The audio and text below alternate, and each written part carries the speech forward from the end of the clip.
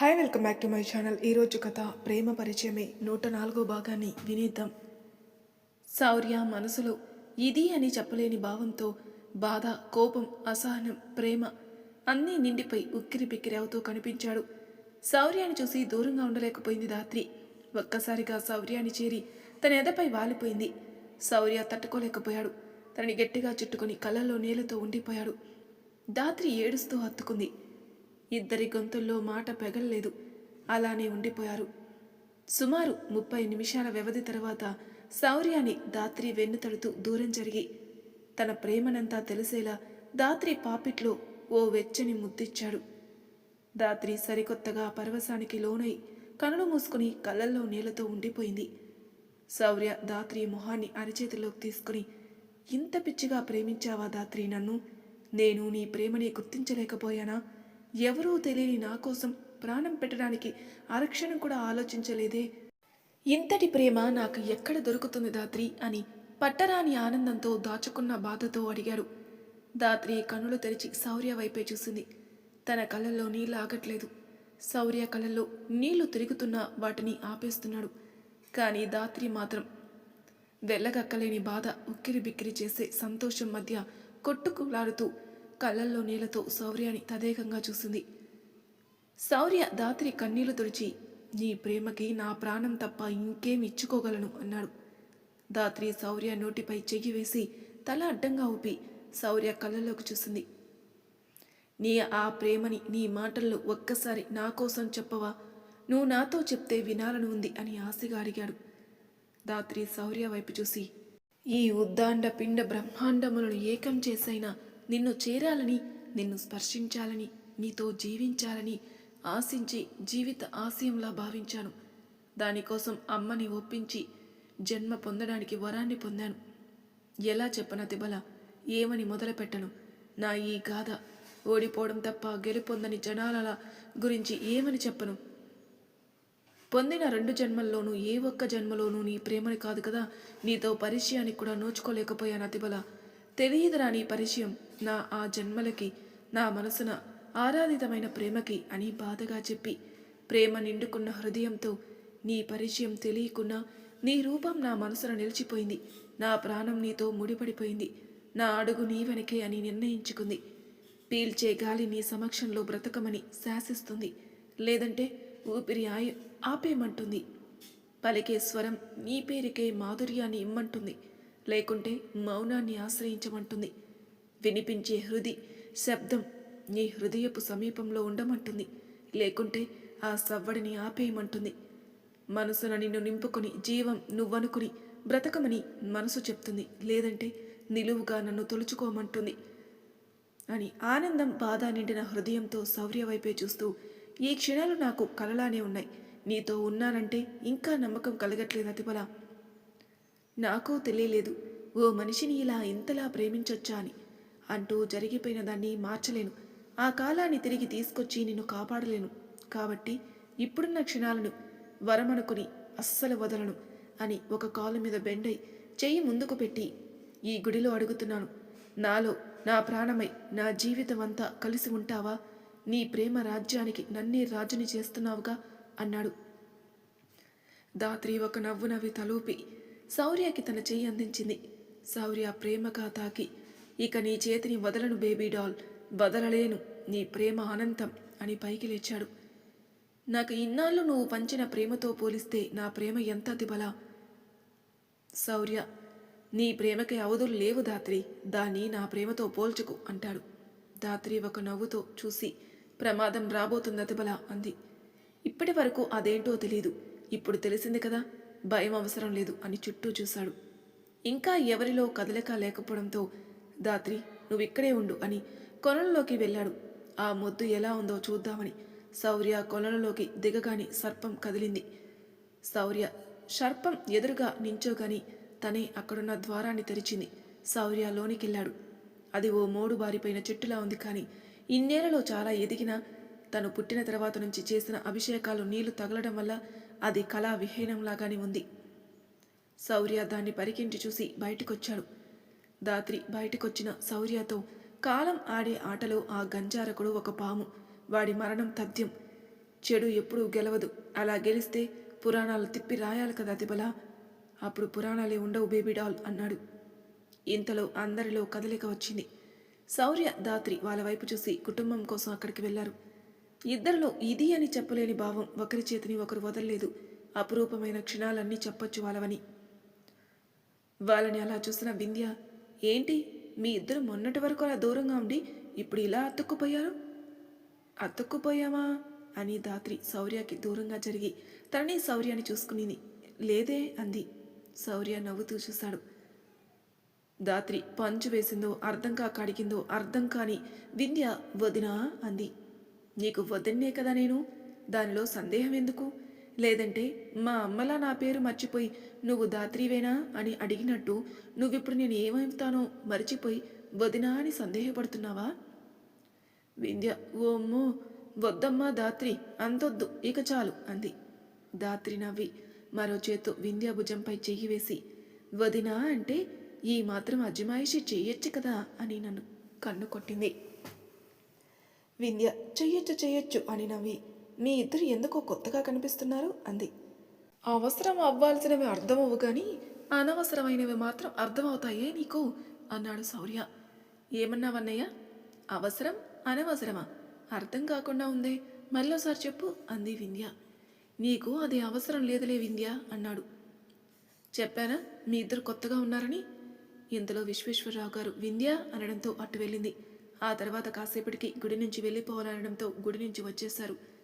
అయితే గుడి నుంచి ఇంటికొచ్చాక అందరూ లోపలికెళ్లారు.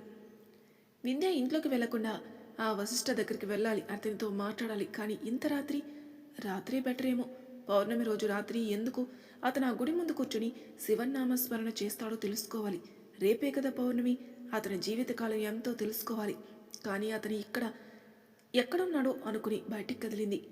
వింధ్యకి ఎలా తన ప్రేమ చెప్పాలో తెలియని విదర్ తనున్న ఇంటి బయట తిరుగుతూ ఉండగా వింధ్య పిల్లిలాంటి నడకతో బయటికెళ్లడం చూసి ఈ టైంలో ఎక్కడికి అనుకుని వెనకే వెళ్ళాడు.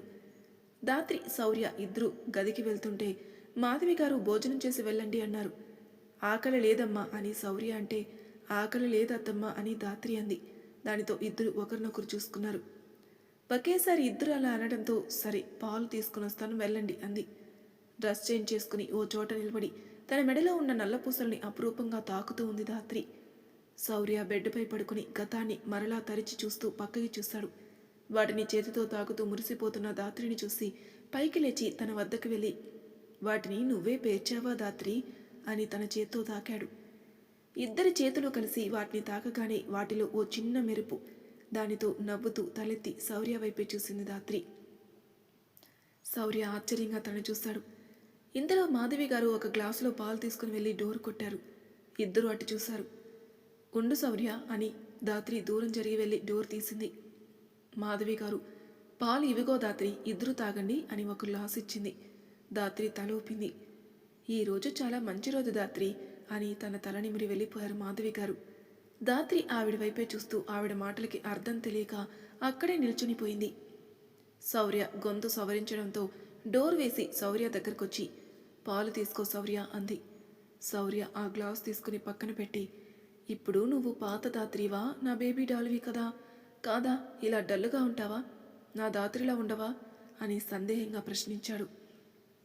ఇప్పటికీ ఎప్పటికీ నేను నీ ధాత్రిని అతిబల, అలాగే నీ బేబీ డాల్ని కూడా.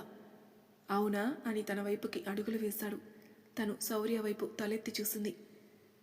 శౌర్య అయినా అలానే తన వైపుకి వస్తుంటే అలానే నిల్చునిపోయింది ధాత్రిని చూసి మరింత సమీపానికి చేరి కాస్త బెండై ధాత్రి మెడ వంపుపై ముద్దివ్వబోయాడు శౌర్య వెచ్చని ఊపిరి తన శరీరం అంతా తాకినట్టు కనులు మూసుకుని మరో పక్కకి తలని తిప్పి మౌనంగా ఉండిపోయింది.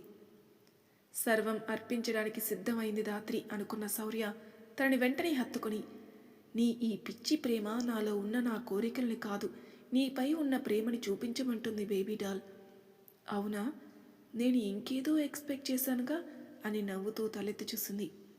శౌర్య నవ్వి, ఈరోజు నేను మరిచిపోలేనిది, నీకు మరిచిపోలేని జ్ఞాపకాలని ఇవ్వాలి అనుకుంటున్నాను, కానీ నీ అందచందాలను దోచుకోవాలని అనుకోవట్లేదు అని ధాత్రి తలకి ఢీ ఇచ్చాడు. ధాత్రి నవ్వుతూ చూసి, ఏదో గమనించి పారిజాత పుష్ప వాసన అంది. శౌర్య అవును, వెనుక భాగాన చెట్టుంది దాత్రి, వెళ్దామా శౌర్య? శౌర్య కళ్ళు ఆర్పి దాత్రి చెయ్యి పట్టుకోవడం ఆలస్యం. ఇద్దరూ ఆ చెట్టు కిందికి చేరారు. దాత్రి పైన చెట్టుని చుట్టూ అలుముకున్న నిశీతిని, చల్లని గాలిని, ఆ పువ్వుల సుగంధాన్ని ఆస్వాదిస్తూ కళ్ళు మూసుకుంది. శౌర్య అతన్ని చూసి చిరుదరహాసం చేస్తూ చిన్న చిటిక వేశాడు. చెట్టున ఉన్న ప్రతి పువ్వు వచ్చి దాత్రిని తాకింది. కళ్ళు తెరవకుండానే నవ్వుతూ శౌర్య భుజంపై వాలిపోయి కాసేపటి తర్వాత తలెత్తి శౌర్య వైపు చూసింది. తననే చూస్తున్న శౌర్యాన్ని చూసి, నాకు దిష్టి పెడుతున్నావు కదా శౌర్య? శౌర్య నవ్వి, అవును పెట్టాను, చాలా పెట్టాను, తీసేయినా మరి అన్నాడు కొంటెగా. దాత్రికి అర్థం కాకపోయినా నవ్వుతూ ఎలా అని తలగిరేసింది. శౌర్య చటుక్కున బుగ్గపై ముద్దిచ్చి, ఇది ఎవరి దిష్టి తగలకుండా అని ఆశ్చర్యపై చూస్తున్న దాత్రిని నవ్వుతూ చూస్తూ తన్ని ఆక్రమించి తన చెవికి దగ్గరలో మెడవంపుకి మధ్యన మరో చిన్న సంతకం చేసి, ఇది నా దిష్టి తగలకుండా. శౌర్య చేసిన ఆ చిన్న అదర సంతకం తన నరనరాన్ని మీటింది. తెలియని అనుభూతికి లోనైంది. అలా ఉన్న దాత్రిని కదిలించి, తీసేశాన దిష్టి, ఇప్పుడు చూసుకోవచ్చా నా హృదయం నిండే వరకు అన్నాడు. దాత్రి అలానే చూస్తోంది. ఇప్పుడు నువ్వు నాకు దిష్టి పెడుతున్నావా అని శౌర్య మొహంపై చేతులు వేసుకుని వేళ్ల మధ్య నుంచి చూస్తూ, నువ్వు దిష్టి తీస్తాను అంటే ఎంతైనా చూసుకో అని నవ్వుతూ అంటాడు. దాత్రి ఆ మాటికి నవ్వుతూ, శౌర్య ఆశ అర్థమైన దానిలా శౌర్య చేతుల్ని తన చేతులతో దూరం చేసి నెమ్మదిగా శౌర్య పెదాలపై తన పెదాల్ని నిలిపి కాస్త పైకి లేచి శౌర్య నుదుటిపై గమ్మత్తైన ముద్దు పెట్టింది. శౌర్యకి మొదటిసారి వింత భావం తెలియకుండానే కళ్ళు మూశాడు.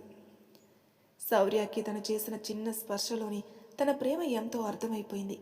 ఆ ప్రేమ తిన్నగా శౌర్య హృదయాన్ని కదిలించింది. శౌర్య ఒక్కసారిగా కన్నులు తెరిచి గట్టిగా అరవాలని ఉంది దాత్రి అని తన చేతుల్లోకి ఎత్తుకుని తిప్పాడు. శౌర్య భుజాలపై చెయ్యి వేసి నవ్వుతూ చూసింది దాత్రి. శౌర్య తనని దించి, ఎవరైనా నీ ప్రేమ చూసి ఈర్ష్యపడతారేమో అని భయం వేస్తుంది అన్నాడు తన చేతుల్ని బలంగా పట్టుకుని. దాత్రి తన చేతుల్ని తిప్పి శౌర్య చేతులు భరోసాగా వేసి, నా ప్రేమ నాదే, ఎవరి గురించో నాకెందుకు అతిబలా, అంతే కదా అని అక్కడే కూర్చుండబోతుంటాడు శౌర్య. దాత్రి ఒక్క నిమిషం అని పువ్వులతో పక్కపరిచింది. శౌర్య నవ్వి కూర్చున్నాడు. దాత్రి తన పక్కన కూర్చోగానే తన ఒడిలో ఇష్టంగా తలవాల్చాడు. దాత్రి తన వైపే చూసింది. నీకు ఏం కావాలో అడుగు దాత్రి, నేను దాన్ని ఖచ్చితంగా తీరుస్తాను అన్నాడు శౌర్య. నీ ప్రేమ, నీతో కుదిరిన అన్ని క్షణాలు, దాచుకోలేనన్ని జ్ఞాపకాలు, అనుక్షణం గుర్తొచ్చే నీ చిరునవ్వు, ఇవే నా జీవితంలో అత్యంత ప్రియమైనవి అతిబల, నేను కోరుకునేది కూడా అంది. నాకేదో వరం ఉండి ఉంటుంది, లేదంటే నువ్వు నాకు దొరికేవి దానివి కాదు కదా అన్నాడు శౌర్య.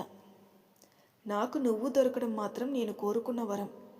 శౌర్యకి అర్థమవుతుంది. దాత్రిలో పాత జ్ఞాపకాలు మొత్తంగా చేరిపోయి ఇప్పుడున్న ఆనందాన్ని కన్నా అప్పుడు ఏర్పడిన దూరాన్ని గుర్తు చేసుకోవడంతో ఆ బాధని తలుచుకోవడం వల్ల తనలో ఉన్న అల్లరి మాయమైందని, కానీ ఎప్పటిలా దాత్రి అల్లరిని బయటికి తీసుకురావాలని తననే చూస్తున్న తనతో, నీకు తెలుసా దాత్రి, నేను యాపిల్ని చూసి చాలా నాళ్ళయింది, అస్సలు కుదరట్లేదు, ఒక్కసారి దర్శనం ఇస్తావా అన్నాడు దాత్రి చేతుల్ని పట్టుకుని తలెత్తకుండా నవ్వుతూ. దాత్రి ఆ అని ఏదో తట్టినట్టు, శౌర్య నీలో అల్లరి ఎక్కువైపోయింది ఈరోజు, ముందు ఒడిలో నుంచి లే అంది. లేవను అని దాత్రి నడుముని తన చేతులతో చుట్టుకున్నాడు. దాత్రి తనని అలా చూసి నవ్వుతూ, ఇలా ఉన్న నిన్ను తేజ్ చూస్తే పాపం ఎంత ఫీల్ అవుతాడు, మా సారు అమూల్ బేబీలా మారాడే అని అంటూ తేజ్ ఎక్స్ప్రెషన్ గుర్తు తెచ్చుకుని శౌర్యాన్ని చూస్తూ నవ్వుతుంది. ఇన్నాళ్ళ దూరమో కొత్తగా మొదలై పెరిగిన ప్రేమో దాత్రి నవ్వును చూసిన శౌర్య ఒక్కసారిగా దాత్రిని వదిలి విచ్చుకున్న తన అదరాలని అలా తాకి ఒడిలో నుంచి పైకి లేచాడు. దాత్రి ఒక్కసారిగా ఆశ్చర్యపోయినా వెంటనే చిన్న చిరునవ్వుని పెదవులపైకి చేర్చింది. ఒడిలో నుంచి పైకి లేచి అటు తిరిగి కూర్చున్న శౌర్యాన్ని చూసి తను కూడా శౌర్య వీపుపై తలవాల్చేలా తనని ఆనుకుని కూర్చుని కళ్ళు మూసుకుంది. దాత్రి పరవశాన్ని అంచనా వేసిన శౌర్య దాత్రితో కలిసి నిండుగా తారలతో కలకలలాడుతున్న ఆకాశంలోని మబ్బుల్లోకి చేరాడు. అక్కడ ప్రత్యక్షమవ్వగానే శౌర్య దాత్రి అన్నాడు. ఆ పిలుపులోని సౌమ్యతని అంచనా వేసి అలానే ఉండి కనులు తెరిచింది. నల్లని నిషీదిలో తనదైన రంగులో కనిపిస్తూ మెరుస్తున్న నక్షత్ర మండలాన్ని చూసి అతిబలా అని నవ్వుతూ చుట్టూ చూసింది. బాగుంది కదా అన్నాడు శౌర్య. చాలా బాగుంది. ఈ వెన్నెల రేయి వర్ణనకు అందలేనట్టు. శౌర్య నవ్వుతూ ధాత్రిని ఆనుకుని కళ్ళు మూసుకుని, నిన్ను నేను తొలిగా దగ్ధమవుతున్న సమయంలో చూసి నువ్వు ఎవరో తెలియకున్నా తెలియని భావం మదిలో కలుగుతున్నా దాని అంచనా వేయలేక ఆత్మలా మిగిలిపోయాను. మరు జన్మ నాకై వరాన్ని అందించింది ధాత్రి. మనస్ఫూర్తిగా చెప్తున్నాను. నా పుట్టుకకి ఆ రుద్రుడు కారణమైతే నా జన్మకి వర్ణించలేని అనుభూతిని ప్రేమ రూపంలో చవి చూడడానికి కారణం మాత్రం నువ్వే. మరువలేను ఈ ప్రేమని, నీతో ఉన్న క్షణాలని అన్నాడు. ధాత్రి నవ్వుతూ శౌర్యాన్ని ఆనుకుని, నేను కూడా శౌర్య అని చుట్టూ చూస్తూ మాటలు మొదలుపెట్టింది. ధాత్రి మాటల ప్రవాహాన్ని శౌర్య ఆపలేడు కానీ ఇష్టంగా వింటూ ఉన్నాడు. వశిష్ఠ కోసమని వెళ్తున్న వింధ్య వెనక విదర్ కూడా వెళ్ళాడు కదా. ఊరు మొత్తం తిరిగినట్టు తిరిగింది వింధ్య. వశిష్ఠ ఎక్కడా కనిపించలేదు. ఎక్కడున్నాడు ఈ బైరాగి బాబాయ్ అనుకుని కాళ్ళు నొప్పి పుట్టడంతో వాటిని పట్టుకుని తిరుగుతూ ఉంది. ఆ ఊరికి ఏం పని మీద వచ్చారో లేక జాతరకి వచ్చారో ఫుల్లుగా తాగుతూ కూర్చున్నారు ఓ బ్యాచ్ ఊరి పొలిమేరలో. వింధ్య పట్టీల శబ్దం విని మొదట ఏదైనా దెయ్యమా అనుకున్న వాళ్ళకి కాదని అర్థం కావడానికి ఎంతోసేపు పట్టలేదు. వింధ్య ఎక్కడున్నాడు ఈ వశిష్ఠ అనుకుంటున్న మాటలు వినిపించాయి. వింధ్యాని చూసిన వాళ్ళు తాగుతూ తూలుతూ ఒకరినొకరు చూసుకుని నవ్వుకున్నారు. వింధ్య అటు ఇటు చూస్తూ 4 అడుగులు వేసి ఎదురుగా ఉన్న ఈ బ్యాచ్ని చూసి, హలో, వశిష్ఠ కనిపించాడా మీకు? అతను బైరాగిలా ఉంటాడు అంది. నీ బాయ్ ఫ్రెండా ఏంటి వాడు అంటూ పైకి లేచాడు ఒకడు. తాగి ఉన్నారని అర్థమై వెనక్కి తిరిగింది వింధ్య. వెంటనే ఇంకొకడు లేచి వెళ్ళిపోతున్న వింధ్య చెయ్యి పట్టుకున్నాడు. రేయ్, చెయ్యి వదులు, లేదంటే నీ చెమడాలు ఒలుస్తా అంది. ఆహా, అంతుందా అంటూ వాడి దగ్గరకు లాక్కున్నాడు వింధ్యాని. వింధ్య కోపంగా వాడి 2 కాళ్ళని బలంగా తొక్కి తన్ని పట్టుకున్న వాడి చేతిని విరిపేస్తూ, సమ్మగా ఉందా ఇప్పుడు? పో అని వాడి చేతిని విసిరేసి వెళ్ళిపోబోతుంటే అప్పటి వరకు అటు తిరిగి కూర్చున్న ఓ ఆంబోతు లాంటి మనిషి ఆరగించమన్నట్టు అందాలతో వచ్చి, ఇప్పుడు ఇలా పారిపోతే ఎలా అని అంటూ పైకి లేచాడు. వెళ్ళిపోతున్న వింధ్య వాడి మాటలకి వే ఏంటి బే అనేసి వాడి ఆకారం చూసి వెంటనే పరుగు అందుకుంది. ఒక్కసారి వజ్ర చేతిలో పడిన కష్టాలు గుర్తుకొచ్చి వెంటనే 4 అంగళం వేసి వింధ్య నడుము చుట్టేసి పైకి లేపాడు వాడు. వింధ్య ఆశ్చర్యపోయి వదులు వదులు అంటుంటే ఒకడు, ఈ పిల్ల మన దారికి రావాలంటే ఈ మద్యం చుక్క పడాల్సిందే అని నవ్వాడు. గింజుకుంటున్న వింధ్య పిచ్చా మీకు అని అంటున్న ఆ మాటలు పట్టించుకోకుండా ఒకడు వింధ్య నోరు తెరిచి పట్టుకుంటే ఇంకొకడు పోస్తూ ఉన్నాడు. వింధ్య విదిలించుకుంటూ ఉక్కిరిబిక్కిరవుతూ ఏం చేయాలో అర్థం కాక కొట్టుకులాడుతూ బోనులో చిక్కుకున్న ఎలక పిల్లలా కొట్టుకుంటూ ఉంది. అప్పుడొచ్చాడు దారి తప్పిన విదర్. వింధ్య వెనకే వస్తున్న తురున్న మాయమైంది పాపం తప్పిపోయాడు. అనుకోకుండా వింధ్యాని వెతుక్కుంటూ వచ్చిన విదర్కి వాళ్ళ చేతిలో చిక్కుకున్న కుందేలు పిల్లలా కొట్టుకుంటూ కనిపించింది వింధ్య. దానితో కోపంగా వెళ్ళి వింధ్యాని పట్టుకున్న ఆంబోతు బాబు యొక్క వెనక మెడని బలంగా పట్టుకున్నాడు. వాడు ఎవడ్రా నన్ను పట్టుకుంది అని అంటూ ఉండగానే వింధ్యాని ఏ చేత్తో పట్టుకున్నాడో ఆ భుజంపై విదర్ బలంగా గుద్దాడు. దెబ్బకి వింధ్యాని వదిలేస్తే తలపై కొట్టుకుంటూ దగ్గుతూ కిందని ఓ పక్కన కూర్చుని భయంగా అటు చూసింది వింధ్య. ఆంబోతు బాబు విదర్ని చూసి, దొర మామిడి పండులా ఉన్న మాతో పెట్టుకుంటే డాగ్ అయి ఆడిపోతావు అన్నాడు. విదర్, అచ్చా అవునా, ఎన్ని కాలాలు మారినా ఓ ఆడపిల్లపై ఇలాంటి పనులకి స్వస్తి చెప్పరా అని తన హ్యాండ్స్ ఫోల్డ్ చేసుకుంటూ అన్నాడు. వింధ్య గొంతులో మందు పోసినవాడు బాటిల్ని పక్కకు కొట్టి ఆ సీసా ముక్కతో పొడవాలని వచ్చాడు. విదర్ వాడి చేతిని ఆపి వెనక్కి తిప్పి, కొన్ని మనం అనుకున్నంత సులభంగా ఉండవని వాడి వీపుపై 4 గుద్దులు గుద్ది గట్టిగా తలపై ఒక్కటిచ్చి పక్కకు పడేశాడు. వింధ్య విదర్ వాళ్ళకి బుద్ధి చెప్పడం చూసి తను మింగేసిన డ్రింక్ని కక్కాలని విశ్వ ప్రయత్నాలు చేస్తూ ఆ వాసనకి తన ముక్కు తనే మూసుకుని చాలా కష్టపడుతుంది. ఇక వాళ్ళని పట్టించుకోకుండా ఆంబోతుకాడొచ్చి విదర్పై పడిపోవడంతో ఇద్దరి మధ్య ధీటుగా కొట్లాట జరుగుతుంది. 2 సార్లు విదర్ చెంపపై వాడి పంచి తగిలి అక్కడ శరీరం చిట్లి బ్లడ్ చిమ్మింది. విదర్ ఇక తగ్గేది లేదనుకుని బాధేస్తూ ఉన్నాడు. అంతలో ఒకడు సగం పగిలిన సీసా మొక్కని తీసుకుని విదర్ని పొడవడానికని నెమ్మదిగా చూసుకుంటూ అడుగులు అడుగు వేసుకుంటూ వచ్చాడు. వింధ్య అస్సలు పట్టనట్టు తన పనిలో తనుంది. వాడి దగ్గరకొచ్చేసి వీలు చూసుకుని విదర్ వెనకగా కత్తిని పొడిచాడు. దానితో విదర్ ఒక్కసారిగా వెనక్కి తిరిగాడు. మరి తర్వాయి భాగంలో ఏం జరగబోతుందో నెక్స్ట్ ఎపిసోడ్లో తెలుసుకుందాం. అంతవరకు నా ఛానల్ సబ్స్క్రైబ్ చేయని వాళ్ళు ప్లీజ్ సబ్స్క్రైబ్ చేసుకోండి. లైక్ చేసి షేర్ చేయండి. మీ అభిప్రాయాలు నాకు కామెంట్ రూపంలో తెలియజేయండి. Thank you for listening.